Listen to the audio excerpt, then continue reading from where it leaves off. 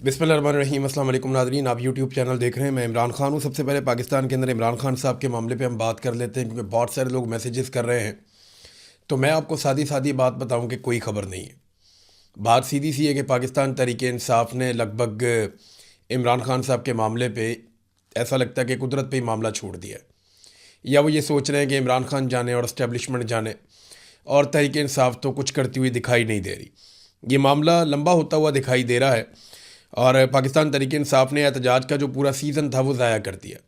पाकिस्तान में जो एहतजाज होता है वो अगस्त के महीने से ये मामला शुरू हो जाता है। अगस्त, सितंबर, अक्टूबर, नवंबर, दिसंबर। फिर जब ज़्यादा सर्दी होती है तो फिर एहतजाज नहीं हो सकता। फिर उसके बाद फरवरी, मार्च और अप्रैल, इन महीनों में पाकिस्तान में एहतजाज हो सकता है। उसके बाद फिर एहतजाज की डेट्स नहीं रहती, बहुत गर्मी हो जाती है। तो वो जो एहतजाज का सीज़न है वो भी ज़ाया कर दिया। वैसे इनकलाब का कोई सीज़न नहीं होता, लेकिन सियासी जमातों के एहतजाज का सीज़न होता है। तहरीक इंसाफ की लीडरशिप ने सिर्फ बयानात दिए हैं, छोटे मोटे एहतजाज किए हैं, स्टेटमेंट्स दिए हैं, तकारीर की हैं, या कुछ जगहों पे जाके कारकुनों को इकट्ठा किया है थोड़ा बहुत, बस ये किया है। कोई स्ट्रीट मूवमेंट की जो तैयारी इमरान खान साहब ने कहा था वो कहीं दिखाई नहीं दी। इमरान खान साहब की बहनें अपील करती रहीं और अडयाला जेल के बाहर भी अब लीडरशिप नहीं पहुंचती। कई मरतबा इमरान खान की बहनों ने कहा कि 10,000 लोग आ जाएं। उन्हें यह लगता है कि अगर वाकई में 10,000 लोग आ गए अडयाला जेल के बाहर तो इतना दबाव पैदा हो जाएगा कि इमरान खान की बहनों की इमरान खान से मुलाकात करवा दी जाएगी। देखें, अवामी दबाव पैदा हो जाए तो फिर तो वाकई में मुलाकात हो सकती है इमरान खान साहब की उनकी फैमिली से, लेकिन जब तक अवामी दबाव नहीं है तब तक पाकिस्तान की मिलिट्री एस्टेब्लिशमेंट, ख़ास तौर पे आसिम मुनीर साहब, मुलाकात तो नहीं होने देते। और उन्होंने चीज़ों को बहुत ज़्यादा पकड़ लिया, ग्रिप में ले लिया। जब तक आलिया हमजा साहिबा बाहर थी तब तक चले हज़ारों नहीं तो सैकड़ों लोग तो पहुंच जाते थे अडयाला जेल के बाहर। 2, 4, 5, 700 लोग वो पहुंचा देती थी, कुछ ना कुछ करके, बार बार टेलीफोन करके, लोगों से रब्ते करके, और वो रिपोर्ट भी बनाती रहती थी कि कौन आ रहा है कौन नहीं आ रहा है। तो आलिया हमजा, जिन पे बहुत तनकीद की जाती थी, बहुत सारे लोगों को वो खुटकती थी, चुभती थी, तो ठीक है अब वो गिरफ़्तार हो गई हैं तो वो लोग फिर जिम्मेदारी ले लें और अडयाला के बाहर जो है वो लोगों को पहुंचाएं। लेकिन नहीं, ख़वातीन ने जो है बड़ी हिम्मत दिखाई है पाकिस्तान तहरीक इंसाफ के मामले में। अगर मर्द हजरात भी उतनी हिम्मत दिखाते तो आज सूरत हाल मुख्तलिफ होती। लेकिन चले, अभी तो पाकिस्तान तहरीक इंसाफ शायद ये सोच रही है कि कोई दबाव बनाने का फ़ायदा नहीं है इमरान खान साहब जाने और इस्टेब्लिशमेंट जाने। मुझे तो ऐसा ही लगता है, क्योंकि जो इमरान खान साहब ने जेल के अंदर से कहा था वो भी नहीं हो रहा। फाइनेंशियल टाइम ने एक रिपोर्ट पाकिस्तान के बारे में जारी की है, पाकिस्तान के हालिया क्राइसिस के हवाले से, और ये रिपोर्ट आप देखें, फाइनेंशियल पोस्ट की रिपोर्ट है।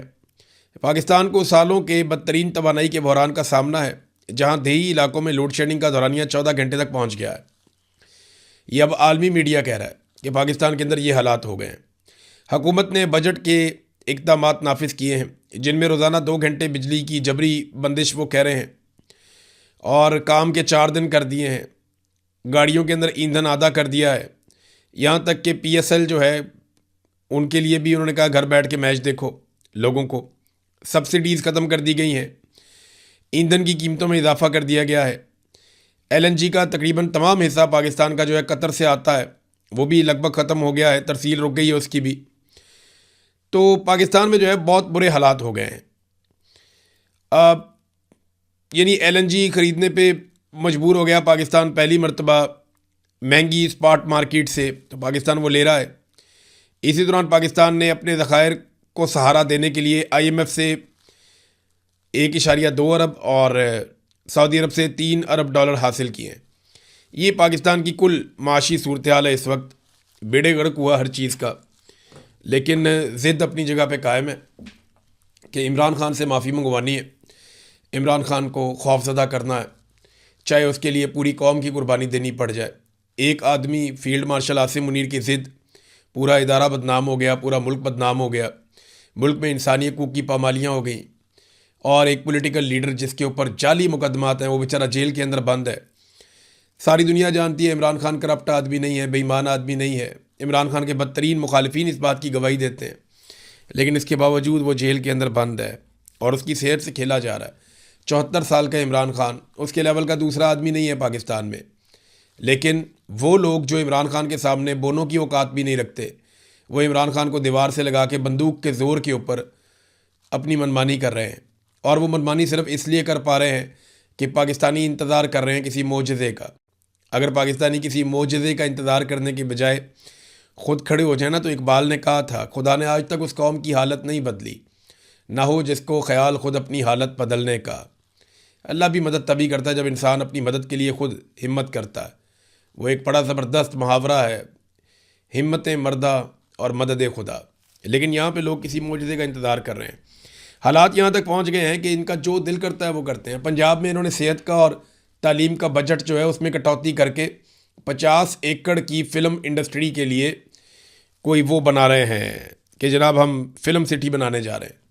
फ़िल्म सिटी से फ़िल्म थोड़ी बनती है, फ़िल्म तो बनती है कंटेंट से, फ़िल्म तो बनती है उनको इजाज़त देने से। क्या पाकिस्तान में कोई आज़ादी से फ़िल्म बना सकता है? बेशुमार ऐसे टॉपिक्स हैं जिनके ऊपर फ़िल्में बने तो पूरी दुनिया में मशहूर हो जाएं, लेकिन यहाँ चरबा फ़िल्में बनाई जाती हैं।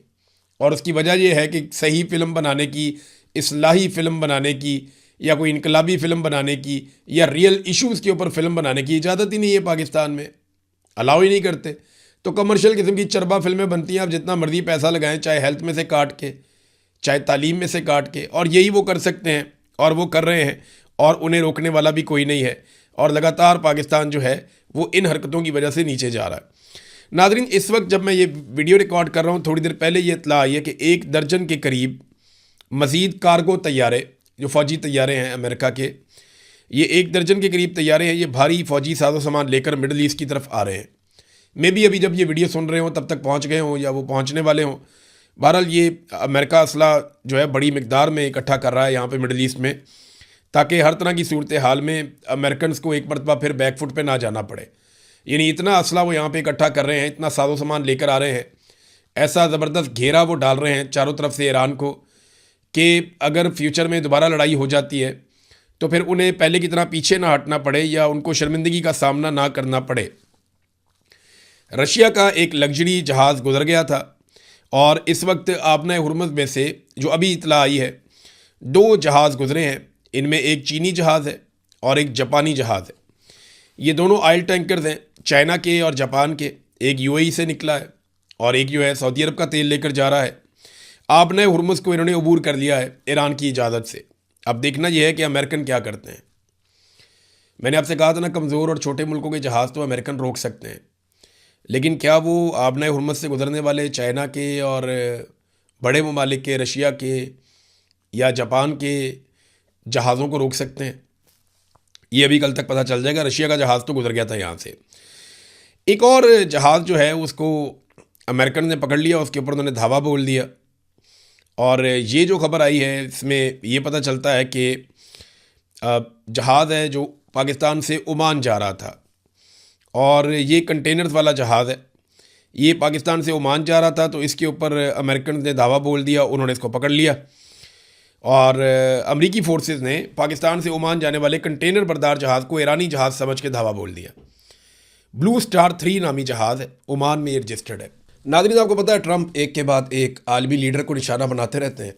तो उन्होंने पहले कई ममालिक के लीडर्स को निशाना बनाया, जिसमें एक फ्रांस का लीडर मैक्रोन, पेड्रो जो स्पेन से है, और जॉर्जिया मेलोनी जो इटली से है। फिर इसके बाद जो फ्रांस के अलावा वो कनाडा के जो सदर हैं उनको निशाना बनाया। तो डोनाल्ड ट्रंप ने माफ़ी किसी को नहीं दी। जितने माजी में डोनाल्ड ट्रंप के या अमेरिका के बड़े बड़े इत्तेहादी थे उन सबको टारगेट किया। और अभी डोनाल्ड ट्रंप ने, जर्मन एक बचा था, तो जर्मन चांसलर के खिलाफ भी उन्होंने स्टेटमेंट दे दिया। डोनाल्ड ट्रंप ने क्या कहा कि जर्मनी के चांसलर फ्रेडरिक मेर्ज का ख्याल है कि ईरान के लिए जौहरी हथियार रखना ठीक है। उन्हें मालूम ही नहीं है कि वो क्या बात कर रहे हैं। अगर ईरान के पास जौहरी हथियार हो तो पूरी दुनिया यरगमाल बन जाएगी। मैं इस वक्त ईरान के साथ वो कर रहा हूँ जो दीगर अक़वाम या सदूर को बहुत पहले कर लेना चाहिए था। कोई ताज्जुब नहीं कि जर्मनी माशी और दीगर लिहाज से इतनी बुरी हालत में है, ये सदर डोनाल्ड ट्रंप ने कहा। अब देखें, वो डोनाल्ड ट्रंप हर एक के खिलाफ स्टेटमेंट दे देते हैं और झट से दे देते हैं। इन्होंने बरतानिया के खिलाफ बड़े सख्त स्टेटमेंट्स दिए हैं माजी में। तमाम वो ममालिक जो अमेरिका के दोस्त हैं, इसी वजह से आज यूरोपीय ममालिक ये सोच रहे हैं कि हमारे लिए चाइना बड़ा ख़तरा है या अमेरिका बड़ा ख़तरा है। क्योंकि यूरोपियंस ने आंखें बंद करके अमेरिकन पे इन्हिसार किया था और चाइना को और रशिया को अपना दुश्मन समझा था। आज चाइना जो है वो कह रहा है यूरोप को हमारे साथ ट्रेड करो, हम आपके साथ मिलकर आपके मफादात के लिए काम करेंगे, जबकि डोनाल्ड ट्रंप धमकियां लगा रहा है। रशिया जो है उसकी यूक्रेन के साथ लड़ाई चल रही है। रशिया माजी में कई मरतबा यूरोप को कह चुका है कि हम आपस में मिलकर भी रह सकते हैं। अब ये बात जो है वो यूरोप ने भी कहना शुरू की है कि जनाब हमें रूस के साथ बातचीत करनी चाहिए। ये सोच पैदा हो रही है, देखते हैं अब क्या होता है इसमें। लेकिन पाकिस्तान ने CNN को बताया इस अहम मौके पर कि तवक्को की जा रही है कि डोनाल्ड ट्रंप ने ईरान की जो तजावीज़ मुस्तरद कर दी हैं, इसके बाद ईरान की जानिब से तरमीम शुदा तजावीज़ का एक और मुसवदा पेश किया जाएगा। ये पाकिस्तान के ज़रिए से ही होगा। ईरान ने पाकिस्तान के ज़रिए से डोनाल्ड ट्रंप को कहा था कि इस फार्मूले के तहत हम आबनाए हुर्मुज़ को खोल देते हैं, बाकी चीज़ें बाद में कर लेते हैं, लेकिन डोनाल्ड ट्रंप ने इनकार कर दिया था। अब पाकिस्तान ने यह कहा है कि ईरान से हम ये तवक्को कर रहे हैं कि वो तरमीम शुदा एक नई तजावीज़ का मुसवदा हमारे हवाले करेगा, हम अमेरिका को देंगे।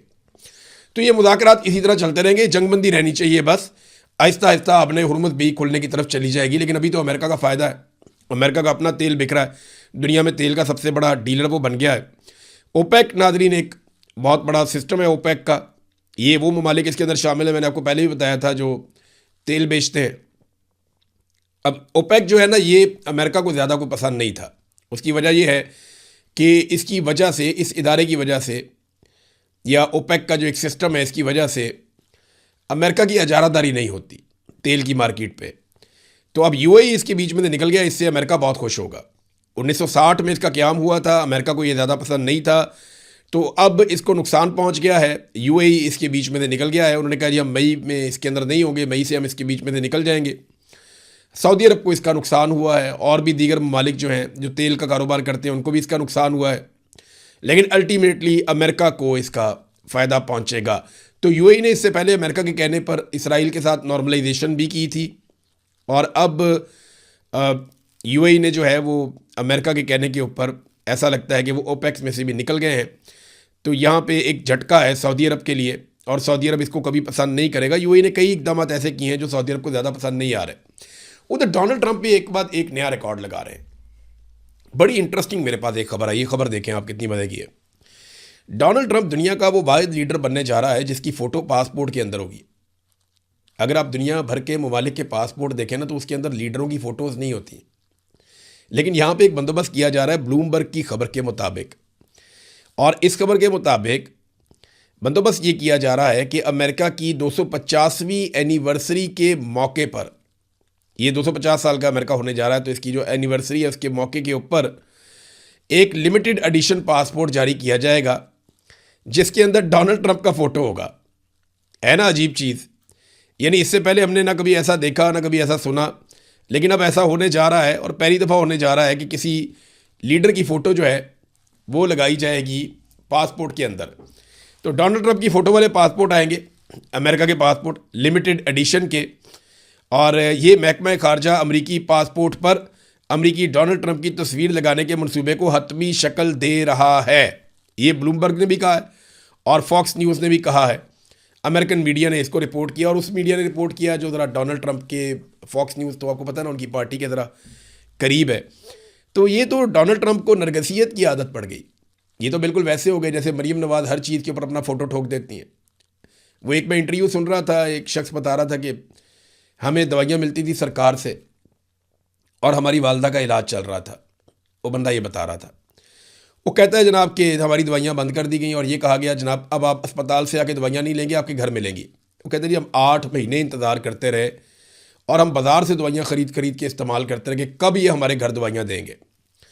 तो उसके बाद वो बंदा बताता है कि जनाब जब दवाइयाँ हमारे घर आई तो उसके अंदर से वो दवाइयाँ जो जान बचाने वाली दवाइयाँ थीं और जो कीमती दवाइयाँ थी वो गायब थीं, और छोटी मोटी दवाइयाँ जो गैर एक मामूली किस्म की दवाइयाँ जो है वो उसके अंदर शामिल थीं, जो हर गली मोहल्ले के मेडिकल स्टोर से बहुत सस्ती मिल जाती हैं, लेकिन डब्बे की कीमत जो है वो दवाइयों की कीमत से ज़्यादा थी।